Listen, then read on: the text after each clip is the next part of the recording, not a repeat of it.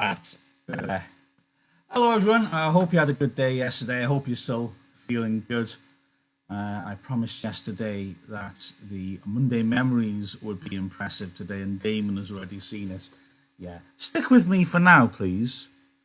Please. I need your education. But then go to see the carpool karaoke, because I promise you, it's the greatest video you'll ever see in your life. Right, why are we here? Oh yeah, Mice and Men. I remember that guy. Okie dokie. Let's get cracking, shall we? The usual deal, of course, that if you, I'll read through and then make comments, interrupt myself constantly, and at the end, I'll take any questions. I've set the screen up slightly differently, so hopefully I might actually be able to see questions as they come in, because that's the ideal, isn't it, really? I'd rather answer questions as they come up. But anyway, we'll go for it in a sec. There was something else I was going to say, and I forgot what it was.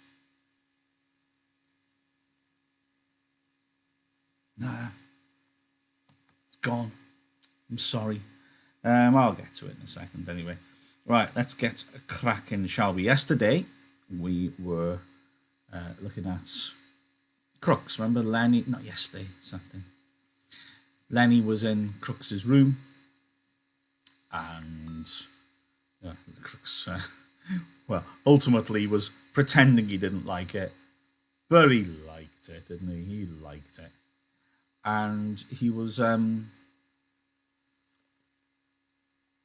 also. Sorry, I'm distracting myself here. At the end of yesterday, Candy. I'm distracting myself because I'm just making sure this is actually live. It is. Yay, good. Because my laptop's actually lagging a bit. Okay, that's all right then. Right, so the very end, Candy had come in. They're starting to talk about the rabbits in front of Crooks. Good Lord, how crazy is this? I warn you, there's a lot of racist language in this this section. So let's get going. Where are we?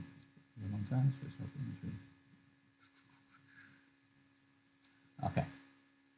Candy came in, but he was still embarrassed. Got a nice cozy little place in here, he said to Crooks. Must be nice to have a room all to yourself this way. Sure, said Crooks. And a manure pile under the window. Sure, it's swell. Then he broke in. You said about them rabbits. Candy leaned against the wall beside the broken collar while he scratched a rich stump. Been here a long time, he said. And Crooks been here a long time. This is the first time I've been in his room. That's quite a statement. It shows the separation between races, doesn't it? Crooks said darkly. Guys don't come in a coloured man's room very much. Nobody been here but Slim. Slim and the boss. Candy quickly changed the subject. Slim's as good a Skinner as I ever seen. Lenny leaned towards the old swamper. About them rabbits, he insisted. Candy smiled. I got to figure out. We could make some money on them rabbits if we go about it right. But I get to tend them, Lenny broke in. George says I get to tend them. He promised. Crooks interrupted brutally. You guys are just kidding yourself. You'll talk about it a hell of a lot, but you won't get no land. You'll be a swamper here till they take you out in a box. Hell, I've seen too many guys. Lenny here will quit and be on the road in 2-3 weeks. Seems like every guy got land in his head. Candy rubbed his cheek angrily.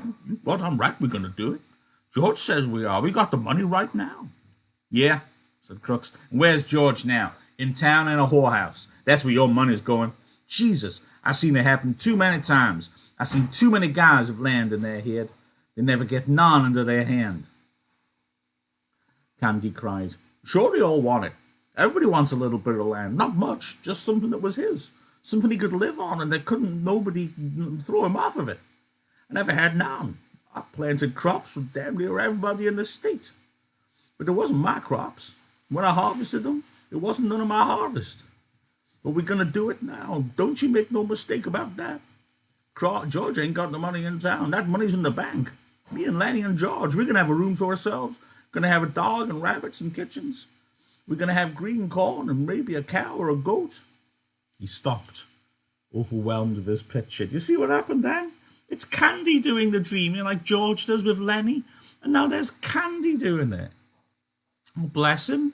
This dream is like all encompassing, isn't it? They're just desperate for it. Again, context, 1930s. Everything's bad, everything's desperate.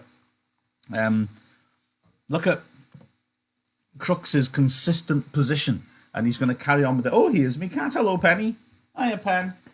Come on, Baba. Do you want to come up and say hello to everybody? Of course you do. Yeah. Come on, you. It's all right. It's hello. Come on, look, she's escaping. There she comes. Penny likes a bit of advice in men. Here she is.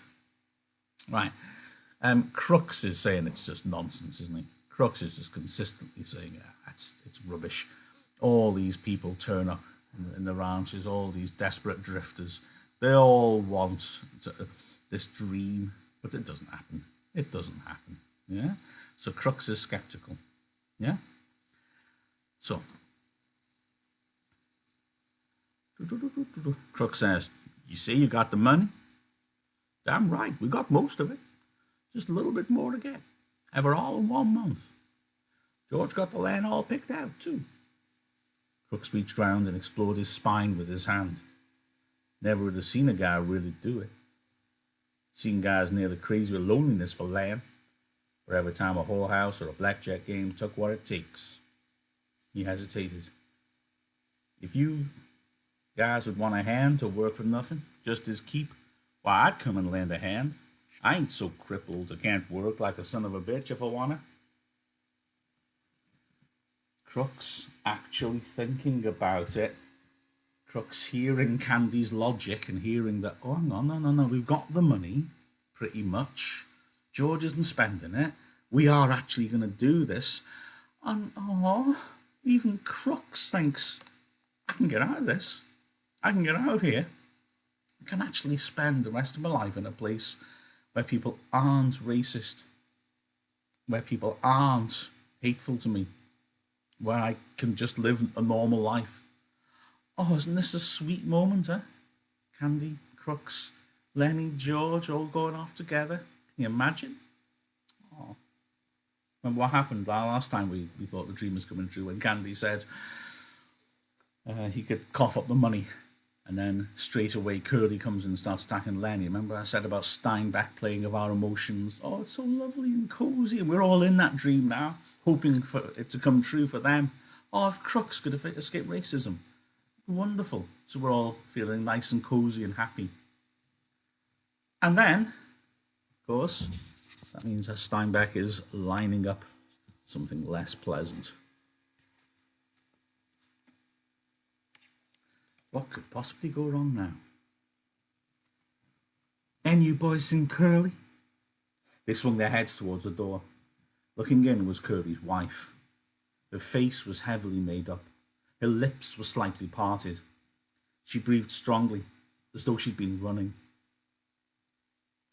Curly ain't been here, Candy said sourly. She stood still in the doorway, smiling a little at them, rubbing the nails of one hand with a thumb and forefinger of the other, and her eyes travelled from one face to another. You left all the weak ones here, she said finally. Think I don't know where they all went? Even Curly? I know where they all went. Then he watched her, fascinated, but Candy and Crooks were scowling down away from her eyes. Candy said, then if you know, why you want to ask us where Curly's at? She regarded him amusedly. Funny thing, she said, if I catch any one man and he's alone, I get along fine with him. But just let two of the guys get together, and you won't talk. Just nothing but mad. She dropped her fingers and put her hands on her hips. You're all scared of each other, that's what. Every one of you is scared that the rest is going to get something on you. After a pause, Crooks said, maybe you better go along to your own house now. We don't want no trouble. Well, I ain't giving you no trouble.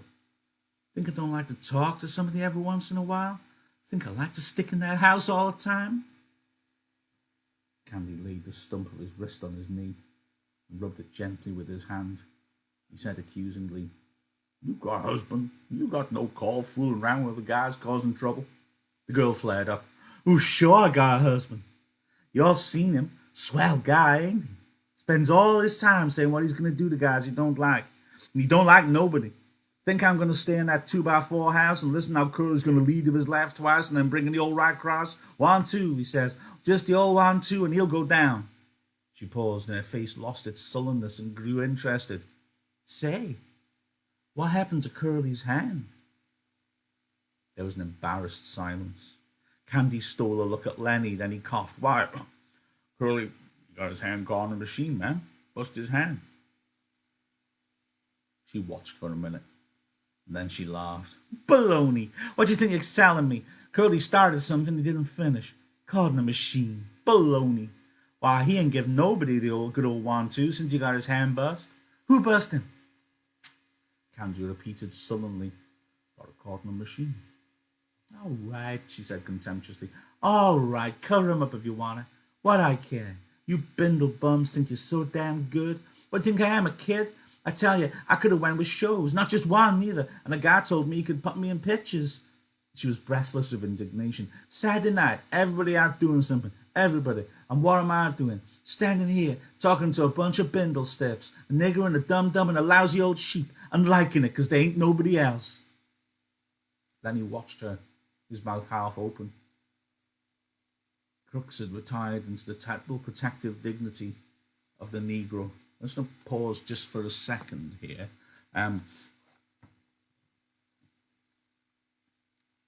Curly's wife's fascinatingly complex. And, okay, let's think about what she just said then. She says she had dreams she could have been in the pictures, in the movies. It doesn't seem likely, does it? We will learn more about this. So she has a dream as well, it seems, which will be developed later. She also says, all the weak ones have stayed behind. And, it's something to consider perhaps when you think about what might come up in, an exam question. What types of characters are these? You've got, the people who are prejudiced against, people are prejudiced against. Lenny and Candy, disability, Candy, age, crooks, race, and disability. So, this idea of being a cruel society of prejudice. And then, of course, left with them, the victim of sexism, Curly's wife. And she is I beg your pardon, I got distracted from the phone then. She is, you think about it, got every right to be unhappy. She knows where her husband is. They've all gone to the brothel. Her pretty new husband is off somewhere with a prostitute. Lovely. He knows how to treat her well, doesn't he? So, you can totally understand her dissatisfaction, her frustration, can't you? Okay. Look how they react. Lenny, of course, can't help himself. He just is Lenny. Crooks, it says, withdraws into the terrible protective dignity of the Negro. The sort of, Penny likes a book. The conditioning of people who are black in America and had been prejudiced against for so long. And like I said, remember, 60 odd years before then, slavery is still legal. The sort of protecting yourself by reducing yourself down, not saying or doing anything, because then there's nothing that somebody can object to. So he's sort of doing that. However, remember, Candy got brave against Curly, didn't he? Candy scored points off him, glove full of Vaseline. And now he's brave again. Why is Candy brave? Because he thinks he's getting out of there, doesn't he? Yeah? Right, so.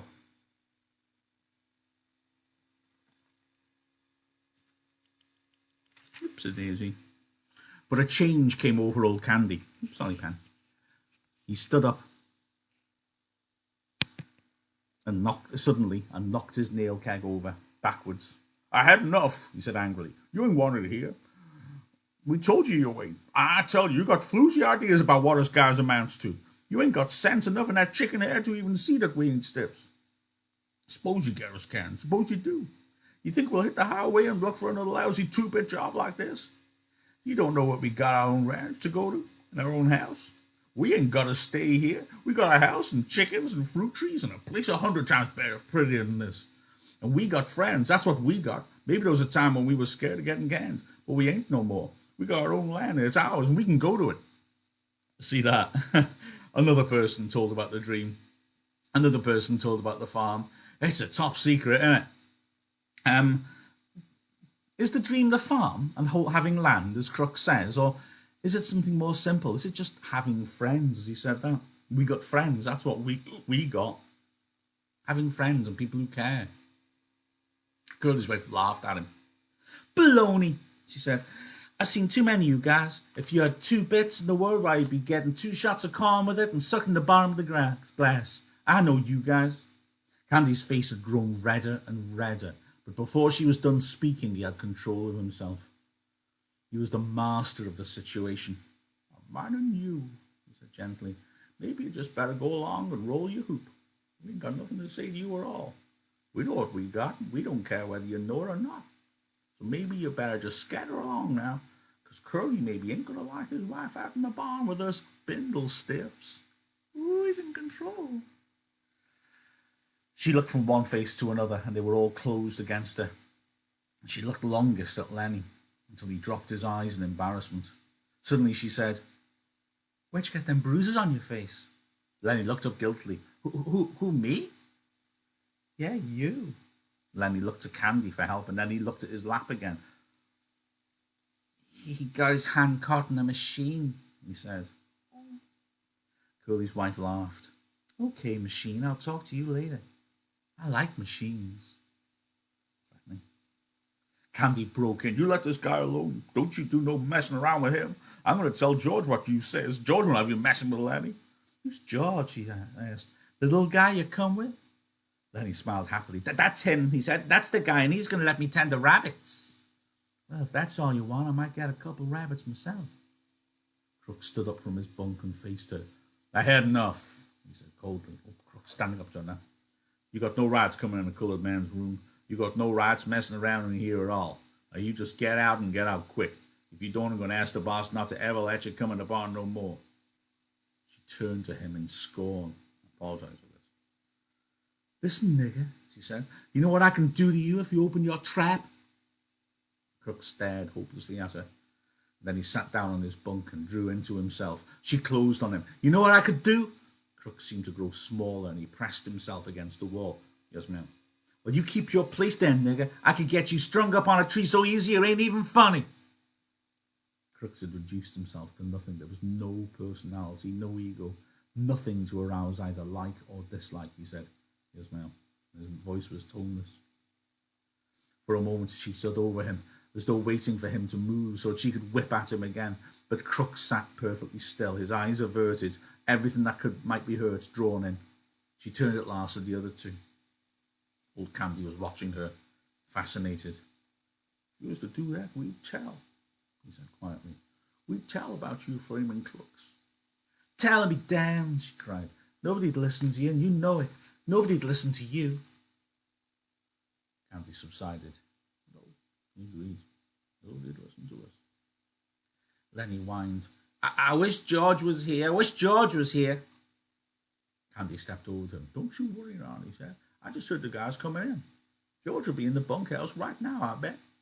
He turned to Curly's wife. You better go home now, he said quietly. If you go right now, we won't tell Curly you was here.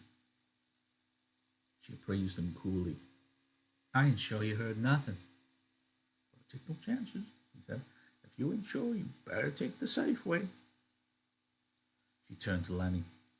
I'm glad you bust Curly up a little bit. You got it coming to me. Sometimes I'd like to bust him myself. She slipped out the door and disappeared into the dark barn. And while she went through the barn, the halter chains rattled, and horses snorted, and some stamped their feet. Oh, it's horrible, isn't it? It's horrible what she does to Crooks. Remember I said all along this idea of a lawless environment, the idea of it being the sort of the people taking justice into their own hands, the idea of this place being dangerous. And there you see it. Poor Crooks. She says, basically, if you stand up to me, I'll just say that you tried to rape me. And then the men will just take him and hang him because he's black and she's white, and therefore what she says is true in their minds, and that's that. Isn't that horrible? Isn't that awful? So, In the end, Candy manages to get rid of her by saying he heard somebody. But, well, it's really horrible, isn't it? Really horrible, that thing with Crooks withdrawing back into himself. I did stuff on slavery in part of my degree, actually. And I said there's a theory that slaves would protect themselves by acting stupid or just withdrawing into themselves, so that if they made a mistake or deliberately sabotage something, the sort of the slave owners would think, oh well, they're all stupid, they can't help themselves, that's how they are. Which, you know, perpetuates racist attitudes, I suppose, but also protects themselves, which is key, isn't it? Let's be honest. So basically, Crooks sort of pulls into himself, doesn't he? That's his defense strategy. And he says, yes, ma'am. Remember, he calls Slim Mr. Slim. They refer to everybody sort of like they're a teacher with authority above them. Even though, because his slavery is over, that's still what Crooks does, and he calls it ma'am when he's pulling himself into himself. Crooks seems to come slowly out of the layers of protection he put on. Is that the truth, what you said about the guys come back? He asked. Sure, I heard him. Well, I didn't hear nothing. Gate banged, Candy said, and he went on. Jesus Christ, Curly's wife can move quiet. Guess she had a lot of practice, though. Crooks avoided the whole subject now. Maybe you guys better go, he said. I ain't sure I want you in here no more. Colored man's got to have some rights, even if you don't like them.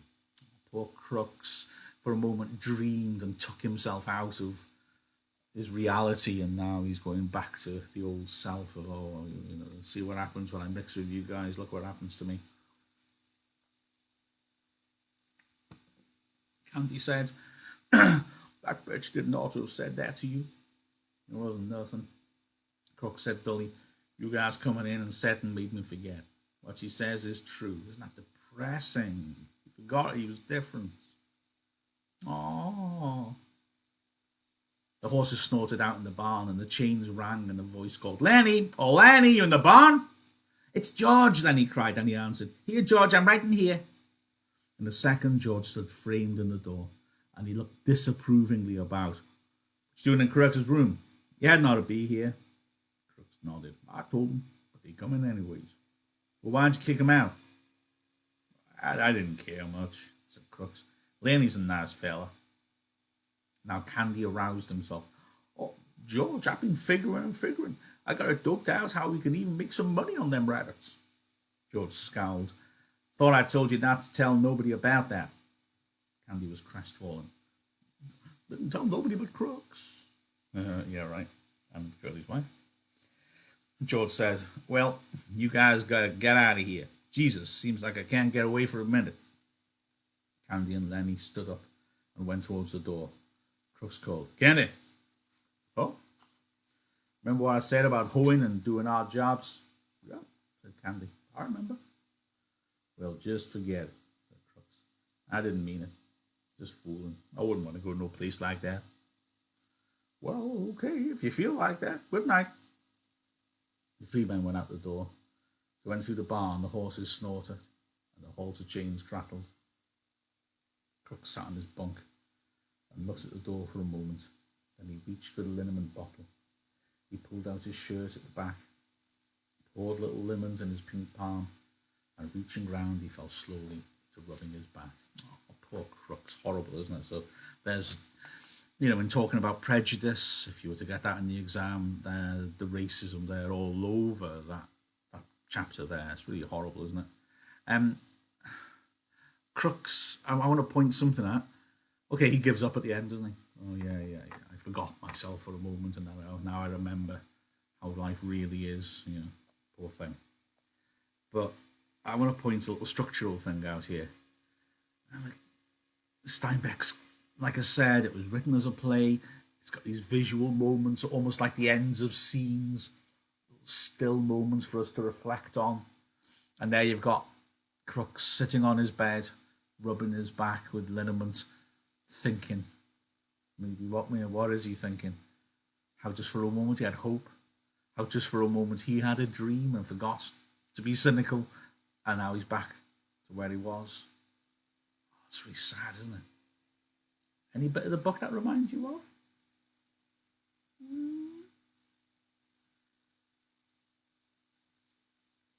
Candy's dog. Remember I said was poignant? The dog comes in at the end of the scene after they've been talking about shooting it. Just slowly settles itself down. And there you go. There's Crux. The other structural thing is that the start of this chapter was Crux sitting on his bed, thoughtfully rubbing the liniments, the medicine sort of thing, pain relief into his back. And at the end, it's the same. And yet so much has happened. But ultimately, he's gone back to the beginning. He's gone back to where he was at the start. Nothing has changed. You see this sort of structure quite a bit in this book. Things happening, but we end up back where we started. It's called a circular plot, where things start in one place but come back to the same place. Was Lenny referring to it? Well, Steinbeck doing it through Lenny. When he picked up the card and said to George, both ends the same. Why are both ends the same? Is Steinbeck trying to tell us something about how things don't change? Just wondering. Oh, it's quiet on the comments. A couple of times I've checked. Oh, hello, Jenny and Alfie. Hello. I sometimes wonder if my comments just don't work properly. And hello, Kat. Yeah, Mrs. Griffiths is looking after me. I promise you, not the other way around. Yeah, I sometimes wonder if my comments don't come through properly. I don't know. Anyway, I'll read a little bit more. I reckon we probably, how many? 2 more days, we've done this, I reckon. I'll read a tiny bit more. Yeah, I think there were 3 pages. One end of the great barn was piled high with new hay, and over the pile hung the 4-taloned Jackson fork, suspended from its pulley. The hay came down like a mountain slope to the other side of the barn, and there was a level place as yet unfilled with new crop. At the sides, the feeding racks were visible, and between the slats, the heads of horses could be seen. It was Sunday afternoon. The resting horses nibbled the remaining wisps of hay, and they stamped their feet, and they bit the wood of the mangers and rattled the halter chains. The afternoon sun sliced in through the cracks of the barn walls and lay in bright lines on the hay. There was the buzz of flies in the air, the lazy afternoon humming. From outside came the clang of horseshoes on the playing peg and the shouts of men, playing, encouraging, jeering. But in the barn it was quiet and humming and lazy and warm. Only Lenny was in the barn, and Lenny sat in the hay beside a packing case under a manger in the end of the barn that had not been filled with hay. Lenny sat in the hay and looked at the little dead puppy that lay in front of him. Lenny looked at it for a long time, and then he put out his huge hand and stroked it clear from one end to the other. And Lenny said softly to the puppy, "Why'd you gotta get killed? You ain't so little as mice. I didn't bounce you hard." He bent the pup's head up and looked in its face, and he said to it, "Now maybe George ain't gonna let me tend no rabbits if he finds out you got killed." He scooped a little hollow and laid the puppy in it and covered it over with hay out of sight. But he continued to stare at the mound he'd made. He said, "This ain't no bad thing, like I gotta go hide in the brush. Oh, no, this ain't. I'll tell George I found it dead." He unburied the puppy and inspected it, and he stroked it ears to tail. He went on sorrowfully, "But he'll know. George always knows. He'll say, 'You done it. Don't try to put nothing over on me.' And he'll say, 'Now, just for that, you don't get to tend no rabbits.'" Suddenly his anger rose. "God damn you," he cried. "Why'd you got to get killed? You ain't so little as mice." He picked up the pup and hurled it from him. He turned his back on it. He sat bent over his knees and he whispered, "Now I won't get to tend the rabbits. Now he won't let me." He rocked himself back and forth in his sorrow. From outside came the clang of horseshoes on the iron stake, and then a little chorus of cries. Then he got up and brought the puppy back and laid it on the hay and sat down. He stroked the pup again. "You wasn't big enough," he said. They told me you wasn't. I didn't know you get killed so easy." He works his fingers on the top limp here. Maybe George won't care, he said. This here goddamn little son of a bitch wasn't nothing to George. Do I stop there? Let's see. Yeah, I will stop there because there's a new and important section coming up now. So I think I'd stop there. The fair dues, Penny and I, she's now up against the radiator, enjoying a warm bunch of pen. We have enjoyed chatting to you.